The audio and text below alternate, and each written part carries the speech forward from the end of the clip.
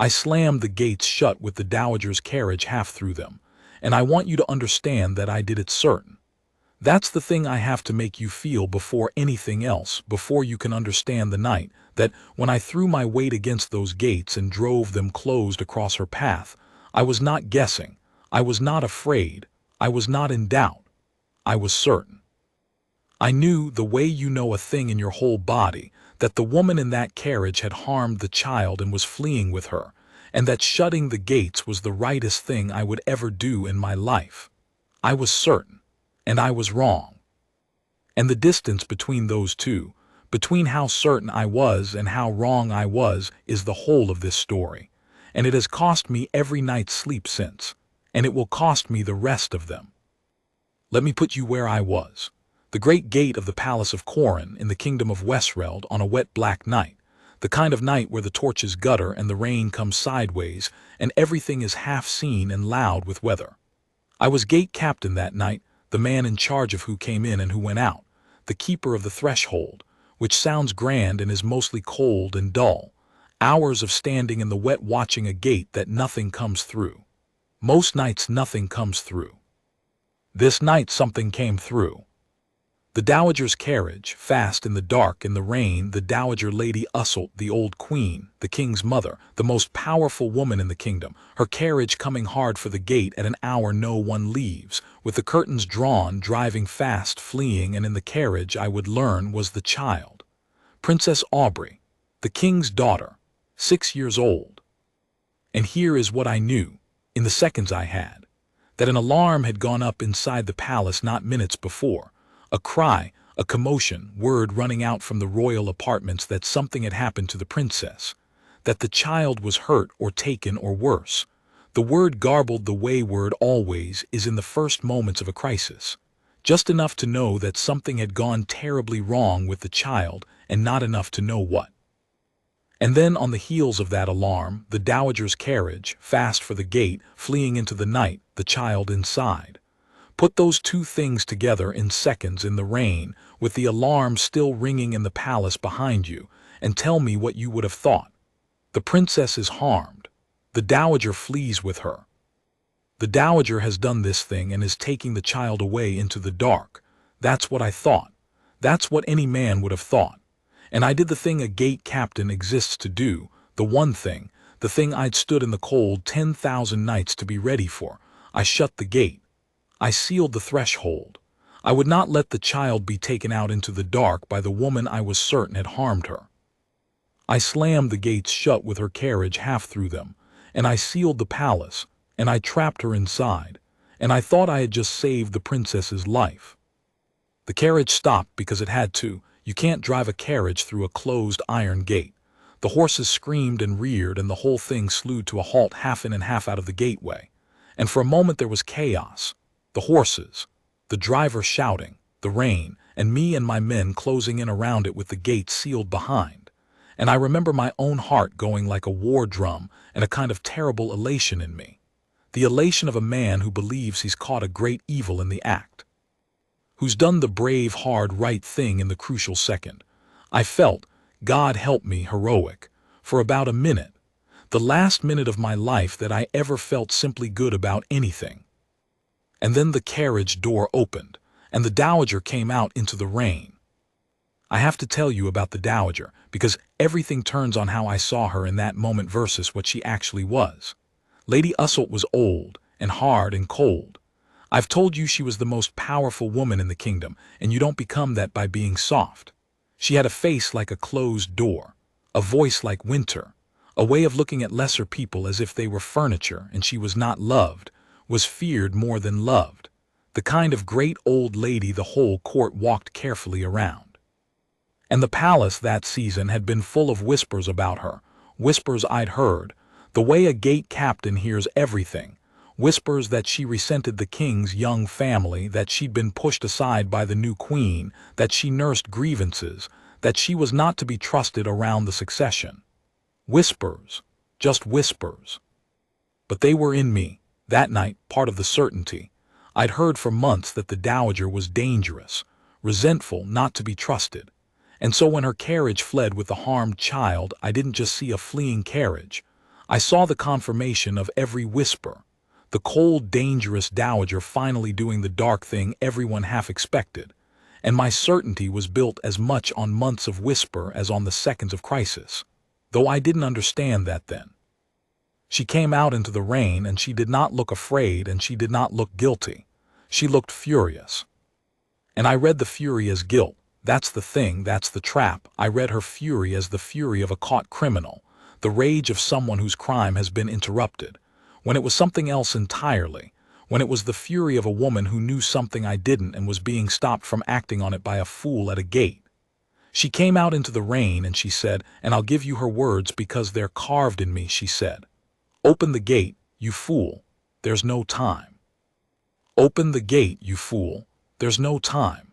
And I heard it as the bluster of the guilty, the great lady trying to command her way past the man who'd caught her, and I did not open the gate.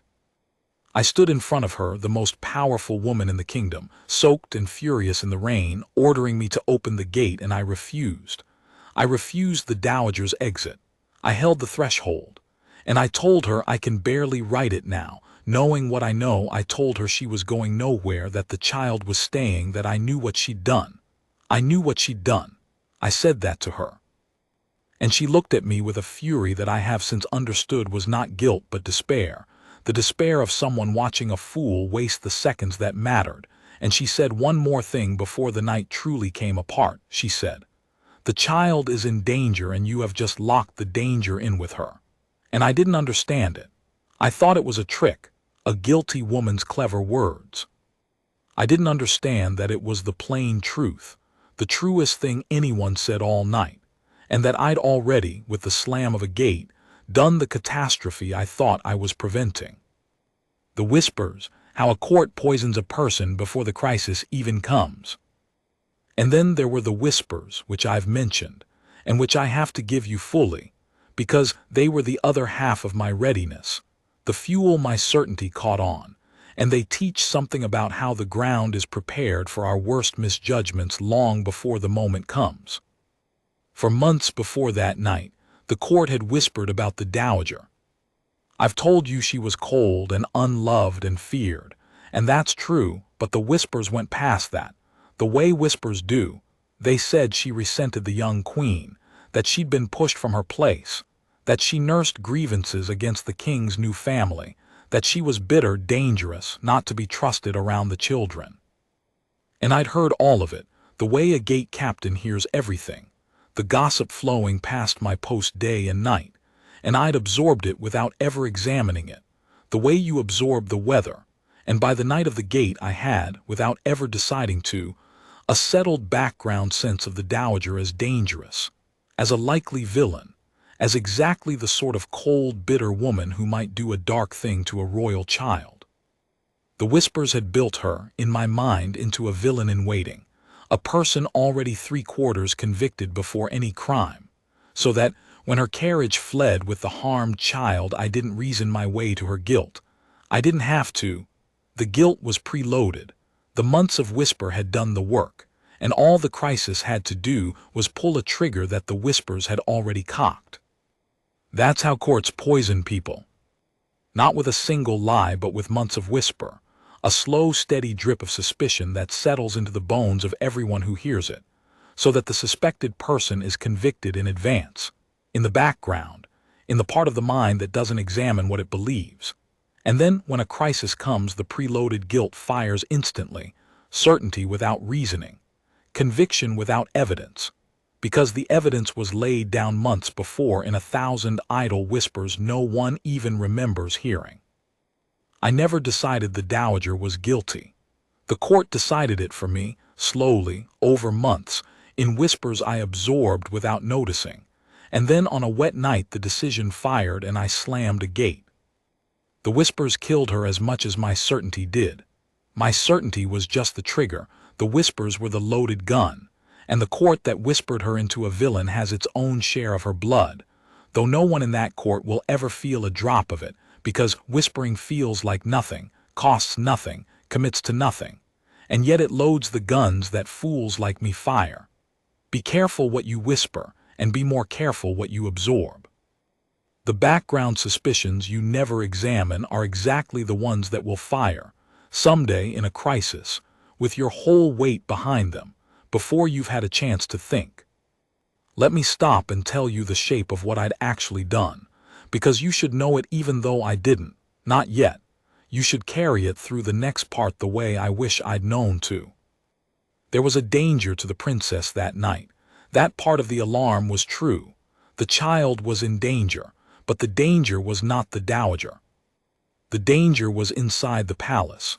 I'll come to who, and how, and why, because the unraveling of it is the story. And the dowager had not harmed the child. The dowager had discovered the danger, had grasped before anyone else what was happening, and had done the only thing she could think to do, which was to get the child out, to take her away from the danger inside the palace, to flee with her into the night not as an abductor but as a rescuer.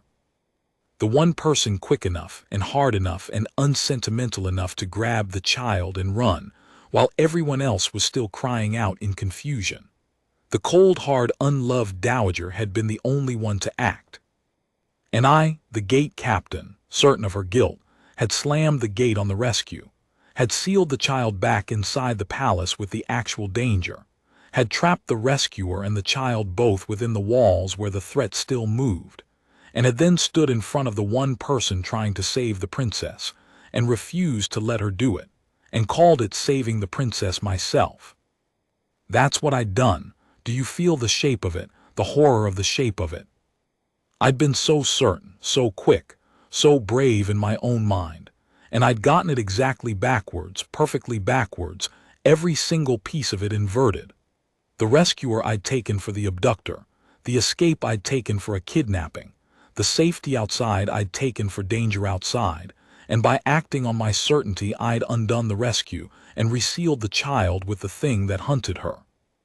There is a particular kind of catastrophe that comes only from certainty, from a good man being absolutely sure and absolutely wrong and acting decisively on it.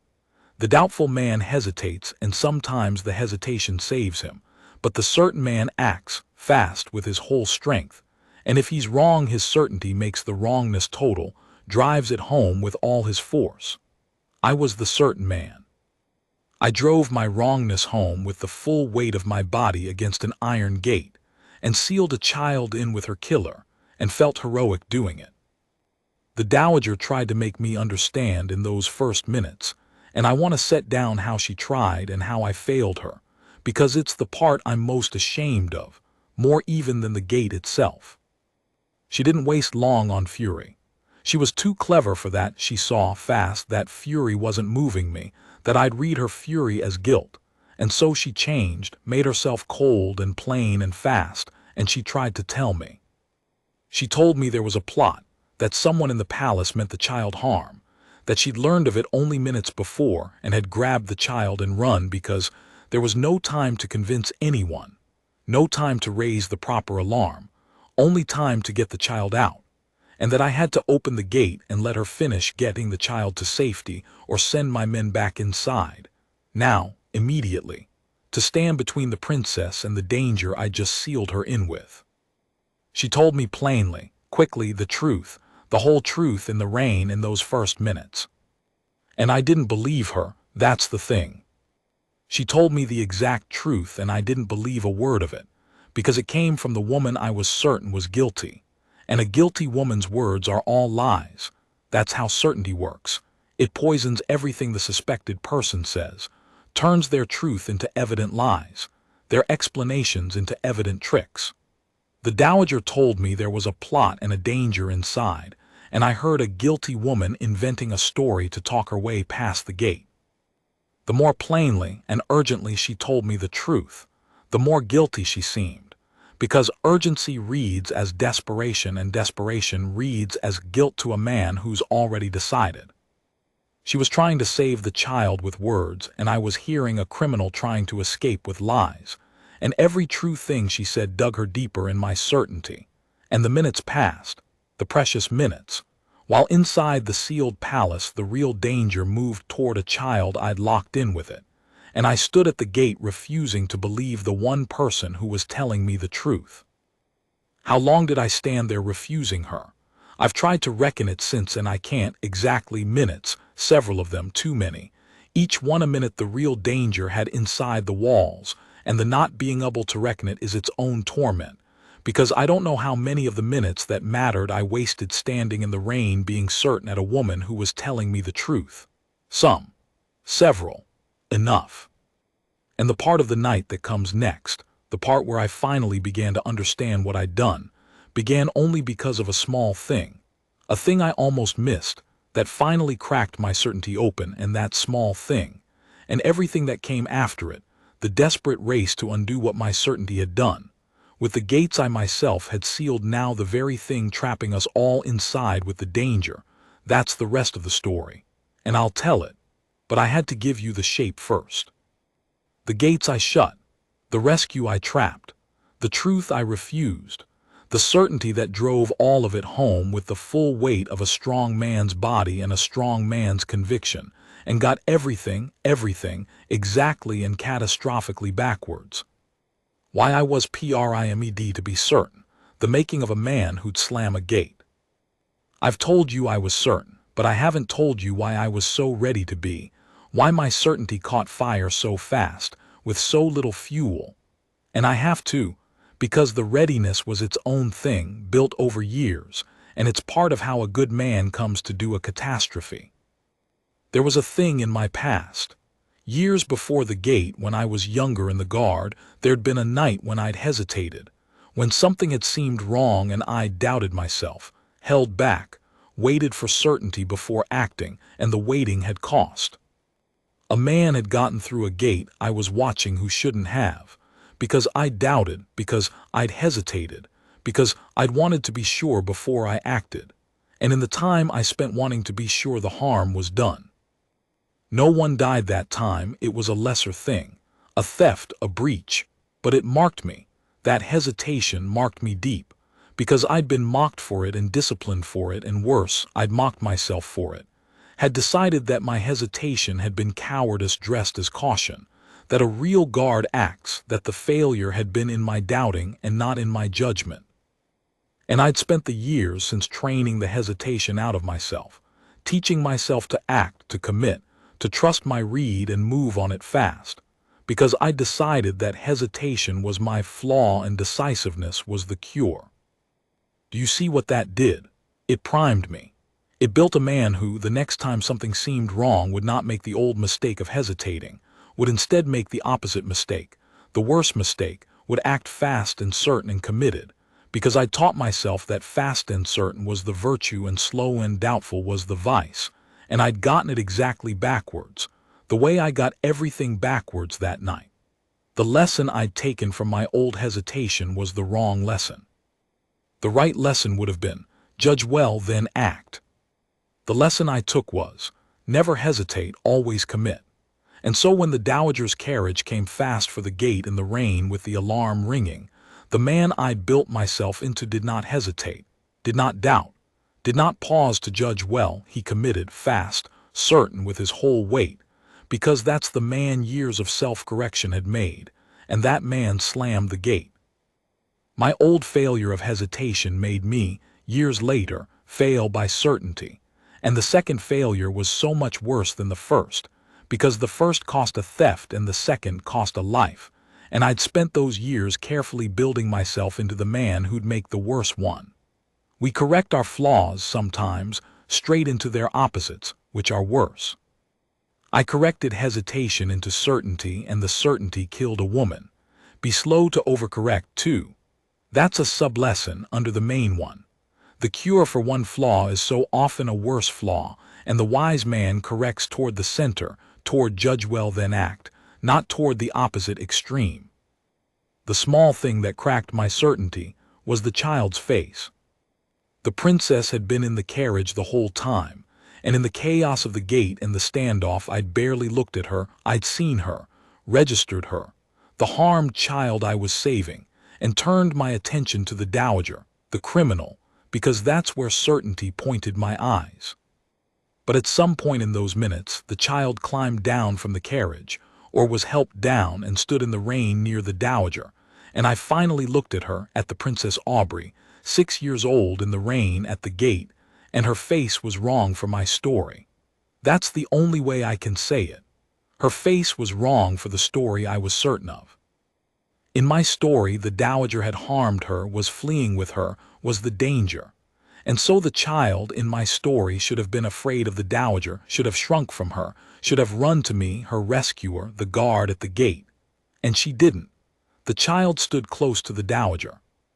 Close to her, against her, the way a child stands against the person who is keeping her safe.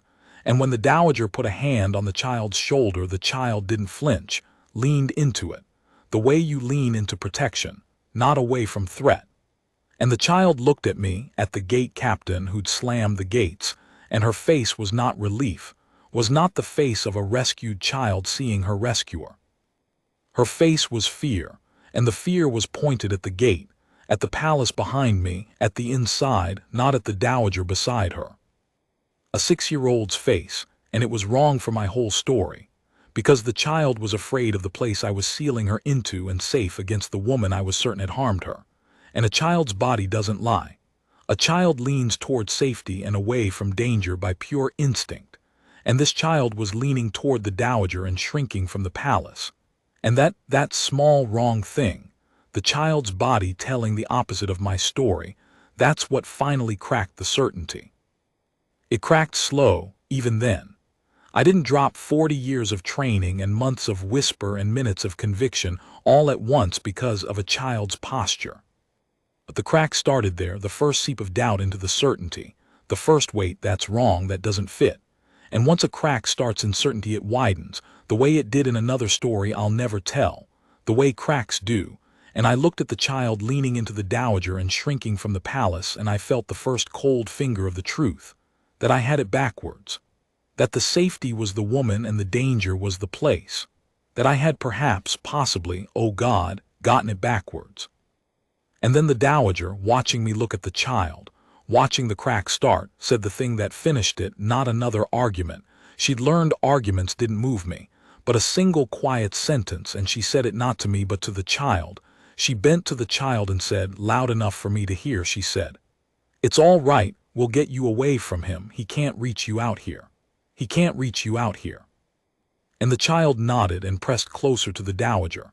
And I understood all at once in a wave of ice that there was a him, that the danger was a person, a specific person inside the palace, a him the child was terrified of, and that the Dowager had been trying to get the child away from him, out here, beyond his reach, and that I had sealed the gate and put the child back within his reach, locked her in with the him.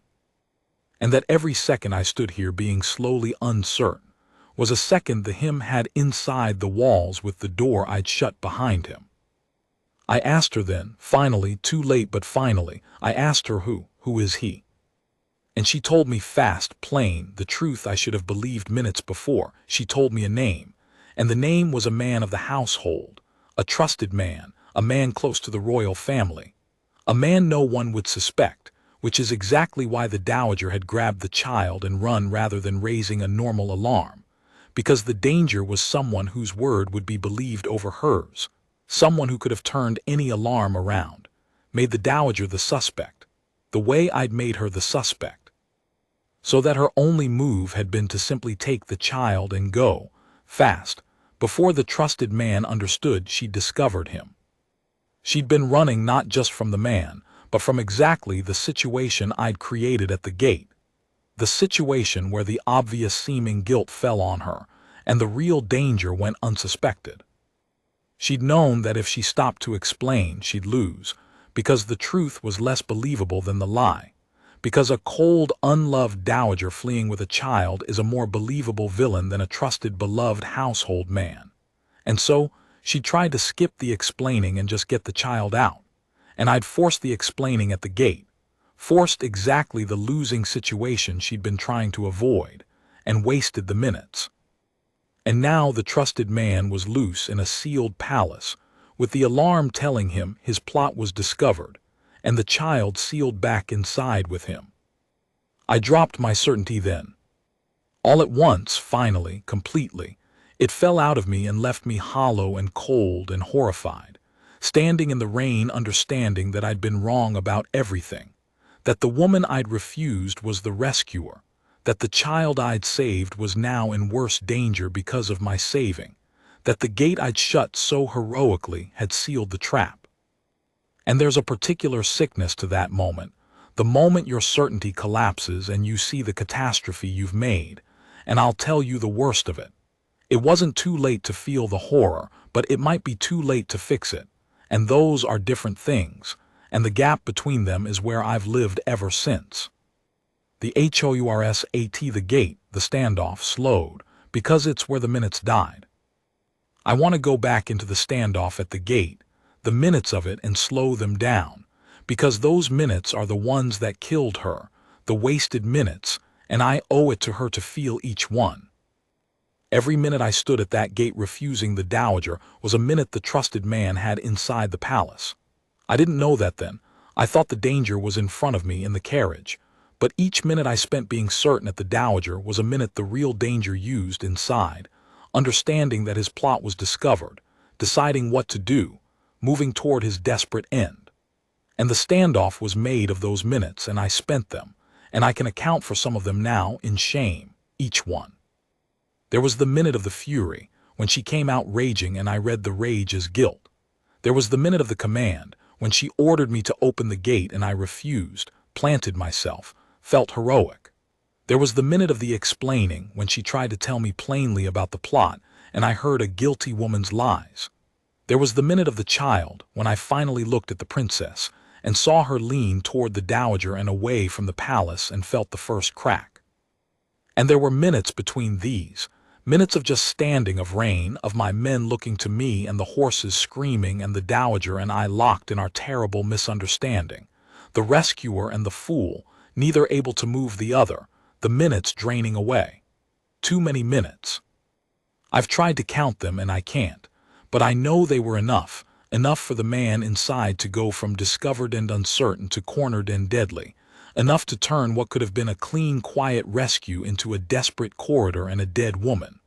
The minutes at the gate were where she died, really. Not in the corridor was just where her body fell. She died in the minutes at the gate, the minutes I spent being certain, each one a small turning of the screw, and I stood in the rain spending her life a minute at a time and feeling, God forgive me, righteous, because I thought I was holding a villain and I was wasting a hero's last minutes, and I can't get those minutes back. And I count them on the bad nights, the minutes at the gate, the minutes I spent killing her by being sure.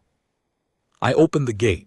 First thing, I threw the gate back open, finally, far too late to undo the seal to let the rescue resume, to get the child out into the safe dark the Dowager had been trying to reach. But the Dowager stopped me, caught my arm, and she was thinking faster than me even now, even furious, and she said, "No, it's worse now. He knows. The alarm's been ringing. He knows the child was almost gone. He knows he's discovered. And a discovered man with a plot half-failed is the most dangerous kind, because now he has nothing to lose and a short time to act in. And the child isn't safe out here anymore either, because he'll come for her wherever she is. And the only thing to do now is not flee but end it, find him, stop him, before he understands the gate's open and runs or does something desperate." She'd shifted instantly from escape to confrontation, because the situation had shifted, because I'd shifted it, because my gate had turned a clean escape into a cornered animal hunt. We couldn't just flee anymore. I'd taken that option away with the minutes I'd wasted. Now we had to go back in and find the man before he found the child again or escape to try another day. And the going back in, into the sealed palace I'd sealed, after the danger I'd locked in, was the next part of the night. And it was the part where I tried to undo my catastrophe and learned that some things, once done, can't be undone, only paid for. So picture the turn. Minutes ago I'd been the certain gate captain heroically sealing out a villain. Now I was a hollow, horrified man going back into a sealed palace alongside the woman I'd wronged, hunting the real villain I'd locked inside, trying desperately to reach a child before my own mistake reached her first. The gates that had been my triumph were now the walls of the trap, and I'd built the trap, and I had to go into it to try to undo it. And the dowager, the cold, hard, unloved dowager I'd been so certain of, went in beside me, didn't waste a breath on blaming me, though she'd have had every right, just turned and went back into the danger she'd been trying to escape, to save the child, because that's what she'd been doing all along, and a gate captain's stupidity didn't change what she was, which was the one person in that whole palace willing to run toward the danger for the child's sake. I thought she was the danger. She was the bravest person there. And I went in beside her in the rain-soaked dark to hunt the thing I'd locked in, the most ashamed I have ever been, the most afraid, the most desperate to undo a thing that I was beginning to understand could not be undone. The palace sealed in the middle of the night with a danger loose inside it is a different place than the palace by day. I'd sealed it myself. That was the bitter thing. My own command had locked every gate, set the lockdown. I was now trapped inside, and so the great house was closed, dark, every exit shut by my own order, a maze of black corridors with a hunter and a hunted somewhere in it, and us trying to find them first. The torches guttered. The rain hammered the high windows. Our footsteps echoed in the sealed halls, too loud, announcing us, and we couldn't help it. We had to move fast, fast and loud and afraid, through the dark sealed palace, hunting. And the fear in there was a different fear than the gate. At the gate I'd been certain, and certainty has no fear in it. Certainty is almost comfortable. Now I had no certainty at all. I'd been so wrong about everything that I no longer trusted my own read of anything. And a man hunting in the dark who can't trust his own judgment is the most frightened kind of man, because every shadow might be the danger or might be nothing. And I'd just proven to myself that I couldn't tell the difference, that my certainty was worthless, that I'd been perfectly confident and perfectly wrong not an hour before. So I moved through the dark, doubting everything, every instinct jumping at shadows, unable to trust the very judgment that a hunt requires. And it was the dowager who led, really, the dowager who'd kept her head all night while I lost mine, the dowager who knew the household and knew the man and knew where he might go, and I followed her through the dark I'd sealed, the gate captain reduced to following the woman he'd caged. Because she'd been right about everything, and I'd been wrong about everything, and the only sane thing left was to follow the one who'd seen true. We were hunting a man through a sealed palace to save a child, and the child, that was the thing that drove the fear to its peak. The child was with us, because we couldn't leave her anywhere safe. There was nowhere safe. I'd sealed the whole palace into one dangerous box, and so the princess came with us, held by the dowager through the dark, while we hunted the man who wanted her, and every corridor might hold him, and I'd put us all in this box, and there was no way out of the box because I'd locked it. And the only way out was through, was finding the man, was ending it, in the dark, in the sealed palace, with a child's hand in the dowager's and my own worthless judgment jumping at every shadow. That's where part 2 has to leave us, in the dark, in the box I'd built, hunting the danger I'd trapped, with the child between us, and me understanding with every step that this desperate hunt through a sealed palace existed only because I'd been so certain at a gate, and that whatever happened now, whether we reached the man in time or not, I had made it. I had built this night with my own certain hands, and I would own it whichever way it broke. The child between us, what it was to hunt with the princess there. I touched on the child being with us in the hunt, but I have to dwell on it, because having the child there through the dark sealed palace was its own particular agony, and it changed how I understood what I'd done. We couldn't leave her anywhere. That was the thing my gate had done. By sealing the whole palace into one dangerous box, I'd made everywhere unsafe. There was no safe room to leave a child in while we hunted, because the danger could be anywhere in the box I'd sealed. And so the princess had to come with us, into the dark, toward the very man who wanted her, because the only safety left was to keep her close and keep moving and find him before he found her. And so we hunted with the child between us, the dowager holding her, me leading or following through the black corridors, and the child was so quiet, so frightened, so good. A 6-year-old being carried through a dark sealed palace toward a man who wanted to kill her, And she didn't cry out, didn't make noise, understood somehow that quiet was survival, and the trust she put in us, in the Dowager and even in me, the fool at the gate as we carried her through the dark, was the most unbearable thing of all. Because she trusted me, that's the thing that breaks me. The child didn't know I'd nearly killed her with my certainty. She just knew the grown-ups were keeping her safe in the dark, and she put her small trust in us, in me among us, and I carried that trust through the corridors knowing I didn't deserve it, knowing I was the reason she was in the dark at all, knowing that the safe escape she should have had was stolen by my gate, and now she had instead this terrifying hunt, and she trusted me through it. And every step I felt the weight of a trust I'd betrayed before I'd earned it. I'd nearly doomed her and she trusted me to save her. I'd built the box and she trusted me to get her out of it. There's no weight like the trust of someone you've wronged who doesn't know you've wronged them, the innocent trust that would horrify them if they knew what you'd done. And I carried the princess's trust through the dark like a stone, and used it, leaned on it, let it steady me. Because her trust was the thing that kept me moving when the shame wanted to stop me, and I owed it to her trust to undo my mistake. And so the very trust I didn't deserve became the thing that drove me to try to deserve it in the dark. With the child between us, hunting the danger I'd locked in with her sweet, undeserved faith in the men keeping her safe. We found him near the royal apartments, and it was bad, and I'm not going to make it cleaner than it was. The trusted man, I'll not give his name. Names give such men a weight they don't deserve. The trusted man had understood, in the time my gate bought him, that his plot was discovered, that the Dowager had nearly gotten the child away, that the alarm meant he was known.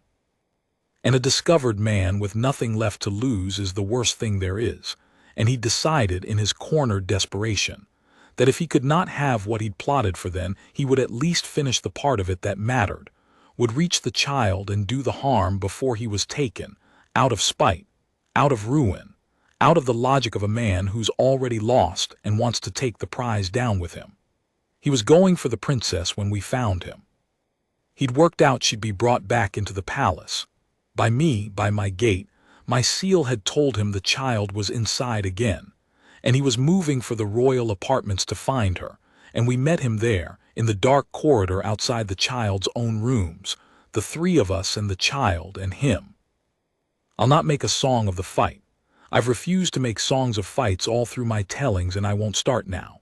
It was short and ugly and desperate, a cornered man with nothing to lose against a gate captain trying to undo his life's worst mistake, and it cost. It cost badly. I stopped him, I'll tell you that plainly so you're not in suspense. I stopped him. The child was not harmed. We reached him in time, barely, by a margin so thin I still go cold thinking of it. But the margin was thin because of my gate, because of the minutes I'd wasted being certain, because the man had been given time by my mistake, and in the thin margin in the ugly fight, someone was hurt who shouldn't have been. The Dowager, Lady Ussold. The cold, hard, unloved Dowager who'd been right about everything and brave past all of us. When the cornered man made his last desperate lunge for the child, it was the Dowager who put herself between, the old woman between the man and the princess, the way the bravest do, and she took the harm that was meant for the child. She took it for the child. The woman I'd been certain was the danger gave her body to shield the child from the real danger in the last moment, and was hurt, badly, mortally as it turned out, died of it within days, and the child lived, untouched, because the Dowager shielded her, because the Dowager had been trying to save her all night and saved her at the very last with her own life. The rescue she'd begun at the gate finished in the corridor with her body. The corridor, the confrontation slowed, because she gave her life in it. I said I wouldn't make a song of the fight, and I won't, but I owe the corridor more than I gave it, because it's where she died for the child, and her death deserves to be seen and not rushed past. We came on him outside the child's rooms, and there was a moment, a terrible frozen moment, where he saw us and we saw him, and everyone understood at once what everyone was. He saw the child alive with us, the prize he'd been moving toward, and something went out of him, the last restraint, the last calculation, and he became purely the cornered thing that wants to take the prize down before it falls, and he lunged for the child. And it happened fast, the way these things happen, faster than thought, and I was moving and the Dowager was moving and the man was moving and the child was the still point we were all moving around. And in the chaos of it, the man got past me, my fault again. A half-second slow, still not trusting my own read after the gate had shattered it. The man got past my guard for half a second and was on the child. And in that half-second it was the Dowager who was there, who'd put herself in exactly that spot, who'd anticipated it the way she'd anticipated everything that night while I fumbled, and she put her body between the man and the child, took the blow that was meant for the princess, took it into herself, the old woman, shielding the 6-year-old with her own body. And that's what bought the moment I needed to reach him and end it. Her body bought it. She traded her life for the half-second that let me stop him because I'd been half a second slow, because I was still the fumbling, shattered fool the gate had made, and she covered my slowness with her life. That's the corridor. The Dowager shielding the child, taking the blow, buying with her body the time my own failure had cost. She died for the child and to cover my mistake both, in one act, in one half-second, the bravest thing I ever saw, done by the woman I'd been certain was the villain not an hour before. I stopped the man, I'll not detail it, it was ugly and final, but I stopped him a half-second too late to matter for her, a half-second she'd already paid for with her body, and the child was safe and the Dowager was dying and I was standing over a stopped villain having won the night and lost everything that made winning it worth anything. We won. She died. The child lived. I will never untangle those 3 facts and I've stopped trying. They happened in one corridor in one half-second, and they're bound together forever, and the binding is my life's weight. So let me lay it out, the full account, the way I've had to lay it out for myself 10,000 times since, because the arithmetic of it is the thing I carry. The child lived. That's the first and most important thing, and I hold to it. I make myself hold to it on the worst nights. The Princess Aubrey lived, unharmed, and grew, and is well. The night ended with the child safe. By the only measure that finally matters, it ended right. But the Dowager died. The woman who'd been right when I was wrong, brave when I was foolish, who'd grasped the danger and acted while everyone else, including me, stood confused, she died, shielding the child, and she died because the margin was thin. And the margin was thin because of my gait, my certainty, my wasted minutes. If I had believed her at the gate, if I had opened it, or better, if I had never shut it, if I had let the rescue she'd begun simply succeed, the child would have been away and safe, and the Dowager would have lived. The confrontation in the corridor would never have happened. No one would have had to shield anyone, because there'd have been no cornered man reaching a child I'd sealed back inside. My gate created the corridor. My certainty made the moment where an old woman had to die to fix my mistake. The child lived, yes, but the child lived because the Dowager died to undo what I'd done, and that's a different thing from the child simply being safe. That's a child saved at the cost of the woman I wronged, a cost that existed only because I'd been so certain at a gate. Do you see why I can't make it clean? Everyone wants me to make it clean. They tell me, the few who know the truth, they tell me the child lived, you helped stop him, you turned it around in the end, be at peace. And I can't, because the turning around was only necessary because of my mistake, because the brave woman died only to fix the catastrophe I made, because if I'd not been certain there'd have been nothing to turn around, the child would have been quietly away, and the Dowager quietly alive, and none of the ugly corridor would have happened. I didn't save the night. I nearly destroyed it and then helped scramble back from the edge I'd pushed us all to at the cost of the best person there. That's not heroism. That's a man cleaning up his own catastrophe and losing someone better than himself in the cleaning. The child lived. The Dowager died. I made both necessary. That's the arithmetic. I've never made it come out clean and I've stopped trying. The Dowager and I had one moment, before she died in the days after when she was failing, and I have to tell it, Because it's the thing that's kept me alive and the thing that's hardest to bear, both. I went to her. Of course I went to her. I had to. I owed her every apology a man can make. I owed her my confession, my shame, everything. And I stood by the bed of the dying woman I'd wronged, the woman whose death I'd caused as surely as if I'd struck her. And I tried to say it, the apology, the unbearable apology, and I couldn't get it out. It was too big. There were no words the size of it. And she, cold, hard Usselt dying, who had every right to spend her last strength cursing me, she looked at me, and she saw me trying to apologize and failing, and she did a thing I did not expect and have never gotten over. She forgave me. Not in soft words. She had no soft words, it wasn't in her. She forgave me in her way, which was hard and plain and true. She said, "You shut the gate because you thought a child was being taken." She said, "A man who shuts a gate to save a child from being taken is not a man I'll waste my last breath hating, even when he's wrong, even when it costs me." She said, "You were wrong and it cost everything and you'll carry it and that's punishment enough and I won't add to it." And then she said the thing I carry most. "Next time," she said, "be slower to be certain. That's all. That's all I ask of you for my life. Be slower to be certain." And she died not long after and left me that, the dying gift of the woman I killed. Not forgiveness exactly, something harder and better, an understanding and a charge, be slower to be certain. And I have tried every day since to be worthy of a gift I didn't deserve from a woman I wronged unto death. The days she was dying, the slow loss, and what passed between us. She didn't die at once. That was its own long agony. The blow was mortal but not instant, and she lived some days, failing. And in those days I had to watch the woman I'd killed die slowly and go to her, and try to find words and fail, and receive from her a forgiveness I couldn't bear. I sat with her in those days more than anyone.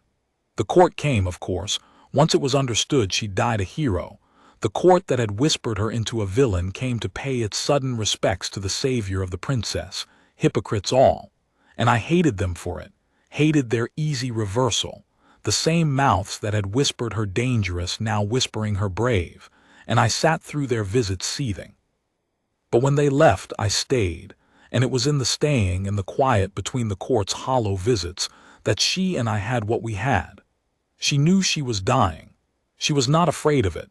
She'd buried too much to fear her own end, I think, had been half ready for death for years in the way the much bereaved are. And she spent some of her failing strength on me, which I didn't deserve, spent it teaching me, because she'd grasped, clever to the end, that the gate captain who'd killed her was going to have to live a long time with it and might not survive the living without help. And she chose dying to help me, the man who'd killed her, because she was that kind of person under the cold, the kind who'd spend her last strength on the one who'd wronged her if she judged he needed it more than she needed her grievance. That's who she was. Dying, wronged unto death by my certainty, she looked at me and judged that I needed mercy more than she needed justice, and gave me the mercy, the hard, plain mercy of be slower to be certain, the charge that was also a forgiveness, the lesson that was also a release. She didn't tell me it wasn't my fault. She was too honest for that. It was my fault, and she said so plainly. But she told me that carrying it rightly was punishment enough, that she didn't need my ruin on top of her death, that I should take the lesson and live and be better and not destroy myself, because destroying myself would just be one more death from that night, and she'd had enough of deaths. Live and be slower to be certain, and let my death have taught you something worth a death. That was her charge. And I've tried to live it, because to do otherwise, to drown in the guilt, to destroy myself with it, would be to waste her dying gift, would be to add my ruin to her death. And she told me plainly not to, and obeying her, living and learning rather than drowning, is the last loyalty I can show the woman I killed. So I live. I carry it, but I live. Because she charged me to, with nearly her last breath, and I owe her my obedience in that if in nothing else. Who the Dowager really was, the woman under the whispers, learned too late. I learned after, who the Dowager really was too late, the way I learned everything that night too late, and I have to set it down, because the gap between the woman the whispers made and the woman she actually was is the heart of my shame. She was cold, yes, that part was true, but the coldness was not what the whispers made of it. She'd had a hard life. I learned this after asking, needing to know the woman I'd killed, a hard life of duty, married young to a king for politics, never for love, widowed, having buried children of her own, 2 of them young, the way royal children died in those years, and the coldness was not cruelty. It was armor, the armor a woman builds over a lifetime of losses she's not permitted to grieve in public, because a queen doesn't weep, a queen endures. And Usselt had endured for 60 years, and the enduring had made her hard the way enduring does, hard on the outside over a grief she'd never been let show. And the resentment the whispers spoke of, the bitterness toward the young queen and the king's new family, that was a lie or a cruel distortion of a truth. She wasn't bitter toward the children. She loved them. She loved the Princess Aubrey fiercely, in her hard, undemonstrative way, the way a woman who's buried her own children loves the children who come after, with a protectiveness sharpened by loss. And the court had read her sharp protectiveness as bitterness, her hard love as resentment, because the court couldn't see past her coldness to the fierce, loyal heart under it. That's the woman I sealed out at the gate. A woman who'd buried her own children and loved the king's with a fierce, hard, hidden love, who grasped the danger to the princess faster than anyone, because she watched the child closer than anyone, who did give her life for the child without a moment's hesitation. The whispers made her a villain. She was the opposite, was the fiercest protector the child had, and the very fierceness the whispers had twisted into bitterness was what made her grab the child and run when she saw the danger, was what made her shield the child with her body in the end. The court hated her for the thing that saved the princess. They whispered her into a villain for having exactly the hard, fierce, loving heart that made her die a hero. And I believed the whispers and shut the gate on the hero, and now she's dead. And I've spent years learning who she really was so that at least one person knows, so that her true self exists somewhere against the lie the court made of her. She was not cold-hearted. She was cold-skinned over a heart that had loved and lost more than the whole whispering court combined. And she spent the last of that heart shielding a child from a blade. And I helped the world misjudge her right up until she proved them all wrong with her body. Too late for me to take back the gate. I've thought all the years since about certainty, because the Dowager's dying charge made me think about it, and I want to leave you with what I've come to, because it's the whole hard lesson of the gates I shut. Certainty feels like knowledge, but it isn't. That's the thing. When I slammed the gates, I felt exactly as if I knew the certainty in my body was indistinguishable from real knowledge. It had the same weight, the same heat, the same total conviction. And it was wrong, completely wrong, which means, and this is the thing I can never get past, which means that the feeling of certainty tells you nothing about whether you're right. Nothing. I have never been more certain than I was at that gate, and I have never been more wrong, and the two had no relationship at all. The certainty did not track the truth even slightly, and so I learned at the cost of a good woman's life that the feeling of being sure is not evidence of being right, that certainty is a feeling and truth is a fact, and they are not the same, and they do not always travel together, and a wise man holds them apart. I had not held them apart. I'd felt certain and called it knowing and acted with my whole strength, and the acting with whole strength is what made the certainty so deadly, because a doubtful man hedges and a certain man commits, and a certain wrong man commits to wrongness completely. So now I am slow to be certain, the way she charged me.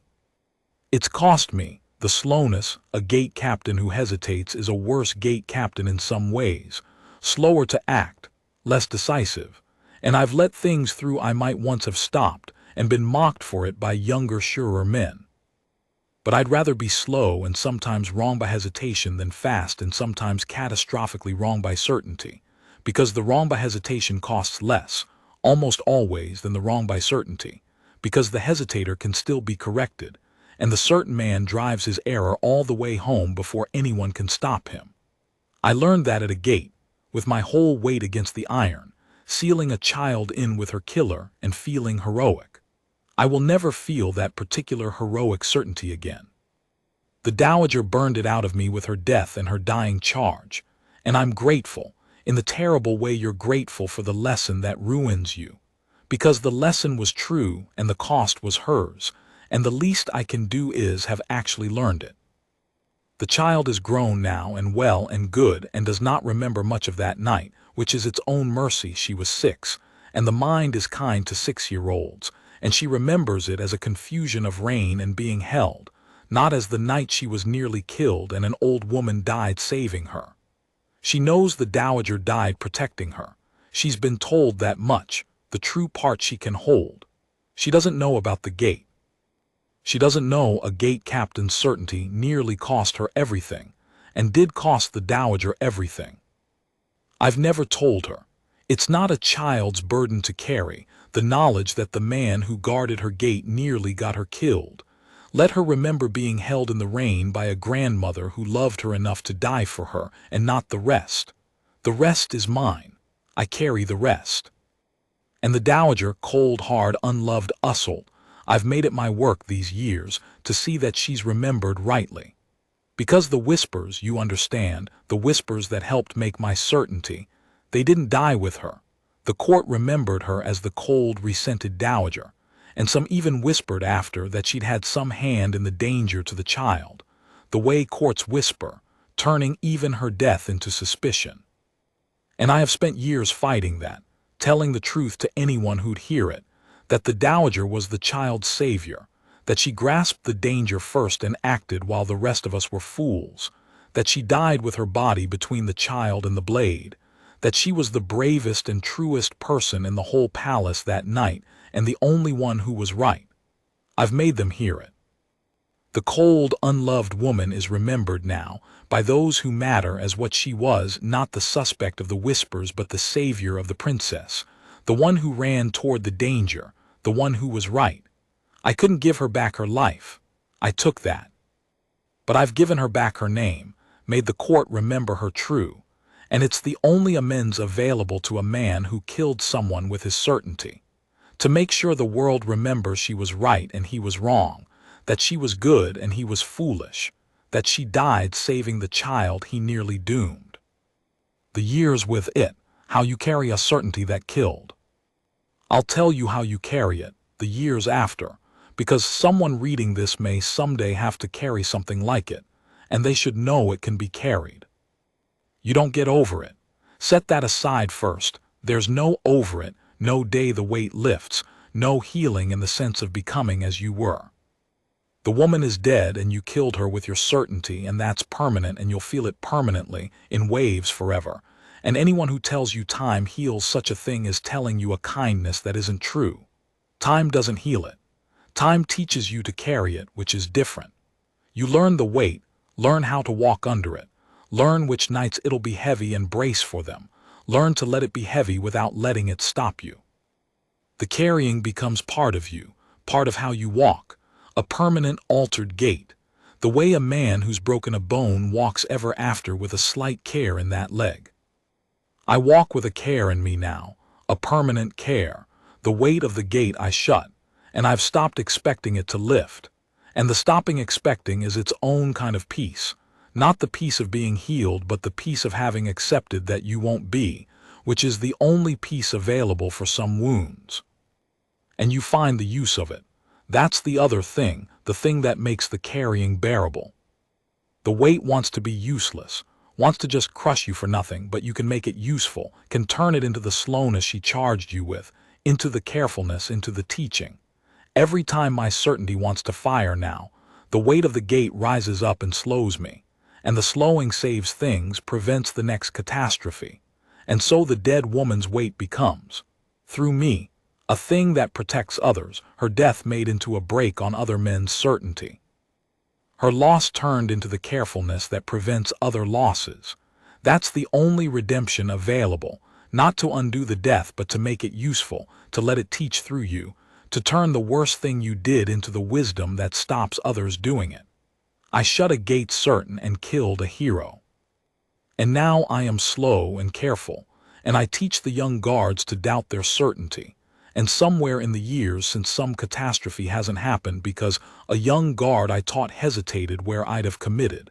And that not happened catastrophe is the Dowager's, is her death reaching forward to prevent another, is the use I've made of the weight. It doesn't bring her back. Nothing brings her back.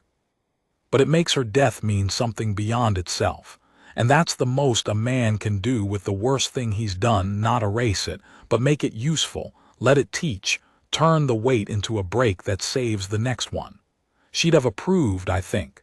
Be slower to be certain, she said. I've made my whole life that slowness now and taught it to others, and her death is the reason any of them will live who'd otherwise have died of some certain fool's mistake. That's her monument, not the stone I raised her. The carefulness I carry and teach, the slowness, the doubt, that's the real monument to the woman I killed, and I tend it every day, the way I tend the lesson, the way I've tried to tend the truth of who she was. I'm old now, and near the end of my own watch, and I've told this at last because the lesson in it is too dear bought to die with me.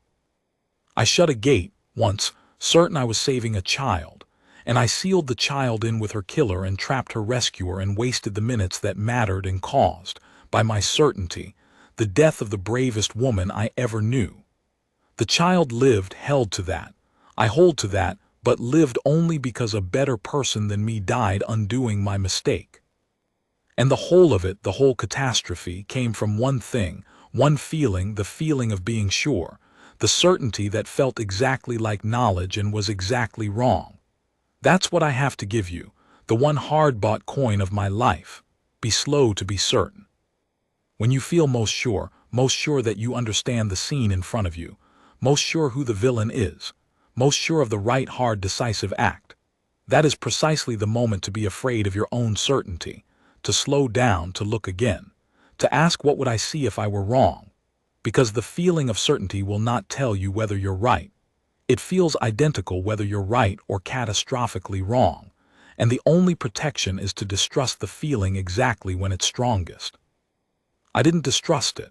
I drove it home with my whole weight against an iron gate, and a child nearly died and a good woman did, and I have spent my life learning the thing she charged me with as she died. Be slower to be certain. So if you ever find yourself at a gate in the rain, certain you know what's happening, certain who's guilty, certain of the brave, hard thing to do, stop. Just for a breath. Stop and look again and ask if you might have it backwards, because I had it backwards, perfectly backwards, every piece inverted, and I was never more sure in my life. The rescuer looked like the abductor. The safety looked like the danger. The truth looked like a guilty woman's lies. And my certainty made me drive the gate shut on all of it with the full strength of a man who knew. I didn't know. I felt sure and called it knowing, and it cost a life. Be slower to be certain. It's the only thing I learned worth teaching, and I learned it at a gate, in the rain, too late, and a woman died teaching it to me. And I pass it to you now so that maybe it costs you less than it cost me, than it cost her, than it cost a night I'd give my soul to have stood at that gate, and just for one breath, doubted. Set down by the gate captain of Corin in the kingdom of Wesreld, who shut the gates certain and was wrong, and was taught by a dying woman to be slower to be sure, and passes the lesson on so it costs the next one less.